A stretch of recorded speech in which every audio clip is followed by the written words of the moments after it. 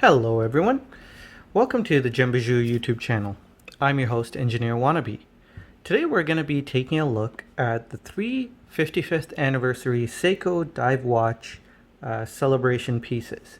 These are the SLA037, the SLA039, and the SLA041. They are in chronological order. We've got this is known as the 1965 reissue. This is the 1968 reissue, and this, of course, is the 1975 reissue. And interestingly enough, they do get larger as time went by, but we'll get into that in a moment. So let's go ahead and take a look at these pieces. So here we have the SLA037. This was the watch that was Seiko's very first dive watch, and you can tell by the fact that it has no crown guards. It's very similar to the dive watches of the era, very thin bezel, and the hour markers are flat. The case profile is a little thicker, and this was Seiko's, or this design was Seiko's first dive watch design, and it was known as the 62 mass back in 1965. So this is the SLA037.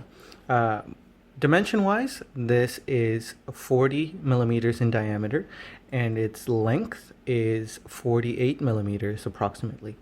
It has a 19 millimeter lug width as well. The thickness is 15 millimeters, though it does hide that pretty well. It is a thicker piece, but it does hide the thickness well by having multiple steps in the case. So let's move on to the 1968 recreation. This is the SLA039. It's made of a monoblock case.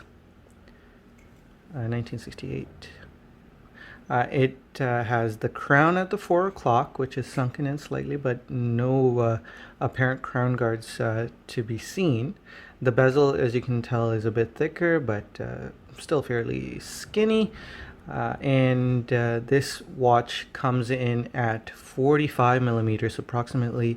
The length is close to 52 millimeters. And finally, we have the SLA041.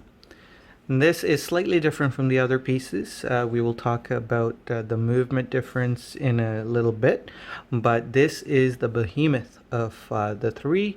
This is close to 54 millimeters, 52 millimeters in diameter.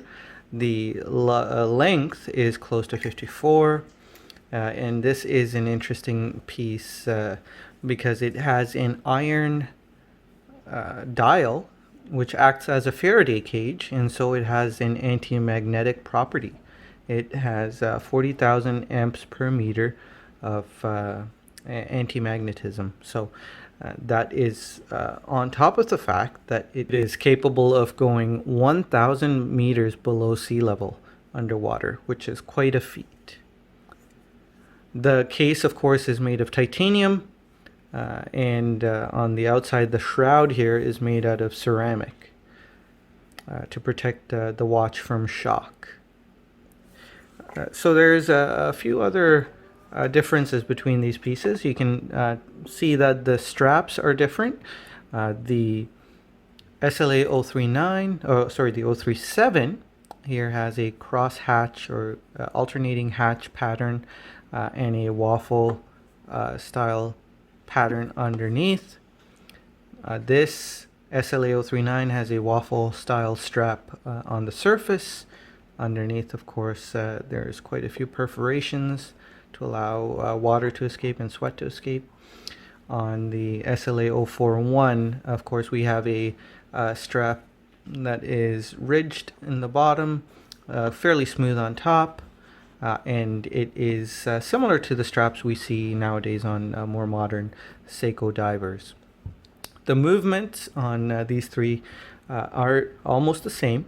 So the SLA037 and the SLA039 here have the 8L55 movement. That is the high beat movement, and it ticks at 10 ticks per second. And of course, these two are also made of ever brilliant steel, which is more corrosion resistant and has a more lustrous finish. The SLA041 is more utilitarian. It has a titanium case, ceramic shroud, as I mentioned before. The bezel, though, is made of ever brilliant steel. All three have ceramic inserts on the bezel, and the SLA041 has the 8L35 movement, which is the regular beat 8 ticks per second movement. Still a very prestigious movement. The price is reflected in the fact that this is the least expensive of the three. This SLA039 is the most expensive, and the SLA037 is in between. All these watches are available to be purchased at gembijou.com, and I do hope you've enjoyed this bit of a showcase of all three timepieces here. Do subscribe if you would like to see more on these timepieces. We're going to be doing a few timepiece spotlights on each individual piece. We already have a timepiece spotlight on the SLA037. If you want to check the description for any links, for the links to gembijou.com, for the link to the SLA037 timepiece spotlight, and a link to my YouTube channel, my personal YouTube channel, Engineer Wannabe, if you'd like to come see me there, where we have a bit of a more casual look at my personal collection and more opinion related content. So I will see you guys there. Thank you all for watching. I hope you take care out there. Stay safe, and I'll see you in the next video. Bye.